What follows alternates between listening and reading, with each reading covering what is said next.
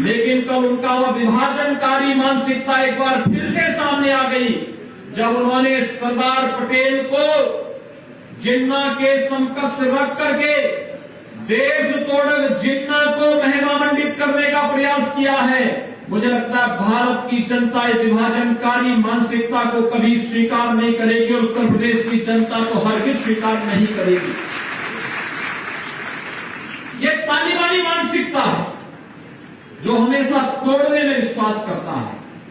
पहले सामाजिक तालिबानों को जाति के नाम पर और तमाम अन्य वादों के आधार पर तोड़ने की प्रवृत्ति, और जब अपने मंसूबों पर सफल नहीं हो रहे हैं तो अब महापुरुषों पर लांछन लगा करके पूरे के पूरे समाज को अपमानित करने का प्रयास हो रहा है। इस दुष्प्रवृत्ति को कतई स्वीकार नहीं किया जा सकता है और पूरे समाज को और पूरे प्रदेश को इसकी निंदा करनी चाहिए। समाजवादी पार्टी के राष्ट्रीय अध्यक्ष को अपने इस कृत्य के लिए प्रदेश की जनता से माफी मांगनी चाहिए, देश की जनता से माफी मांगनी चाहिए कि भारत के अखंडता के शिल्पी सरदार वल्लभ भाई पटेल का यह अपमान देश कभी स्वीकार नहीं कर सकता। उनका ये वक्तव्य इसलिए आया है क्योंकि विभाजन की उनकी प्रवृत्ति हमेशा रही है।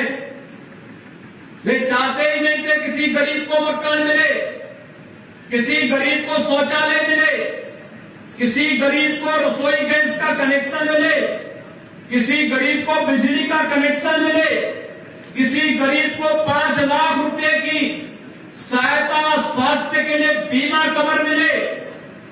और भाइयों बहनों, आपने देखा होगा कोरोना कालखंड के दौरान ये सभी नेता कोरोना के दौरान सपा हो, कांग्रेस हो, बसपा हो, ये सभी लोग कोरोना के दौरान होम आइसोलेशन में थे, घर से बाहर नहीं निकले थे। गरीब जनता के पास जाने की बात तो दूर, अपने स्वयं के पदाधिकारियों के घर में भी नहीं गए।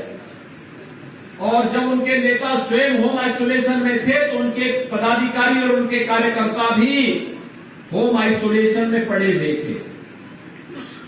भाइयों बहनों, ये होम आइसोलेशन में पड़े हुए इन राजनीतिक दलों के नेताओं को चुनाव के दौरान भी होम आइसोलेशन में जरूर भेजना, क्योंकि जो आपकी संवेदना के साथ खड़े नहीं हो सकते, आपके सुख में आपके साथ आपको बधाई नहीं दे सकते और आपके दुख के साथ आपके साथ अपनी संवेदना नहीं तोड़ सकते, तो फिर वे इसी प्रकार से गरीब को, वंचित को, दलित को, अति पिछड़े को, समाज के उस हर एक तबके को, वो किसी जाति, किसी मत, किसी मजहब का क्यों न हो, उसकी पीड़ा के साथ कभी खड़े नहीं हो सकते। और ये होंगे भी कैसे, क्योंकि इनकी प्रवृत्ति तो हमेशा गरीबों की संपत्ति को और व्यापारियों की संपत्ति को हड़पने की रही है। इनको पीड़ा इस बात के लिए नहीं होती थी कि किसी गरीब की संपत्ति को कोई माफिया कैसे हड़प रहा है। इनको पीड़ा तब होती है जब प्रदेश सरकार किसी माफिया के द्वारा हड़पी गई जमीन पर बुलडोजर चलाने का कार्य करती है, तब इन नेताओं को बुरा लगता है। लेकिन भाइयों बहनों, 2017 के बाद प्रदेश सरकार ने अपराध और अपराधियों के प्रति जीरो टॉलरेंस की नीति के साथ कार्य करना प्रारंभ किया। एक तरफ अपराधियों के साथ सख्ती के साथ निपटने का कार्य, प्रदेश में कानून व्यवस्था की सुदृढ़ स्थिति, सुरक्षा सबको, आस्था का सम्मान सबका, लेकिन शासन की योजनाओं का लाभ भी सबको, लेकिन कानून के साथ खिलवाड़ करने की छूट किसी को नहीं। और शासन की इस व्यवस्था का परिणाम है उत्तर प्रदेश तेजी के साथ हर एक क्षेत्र में आगे बढ़ता हुआ दिखाई दे रहा है।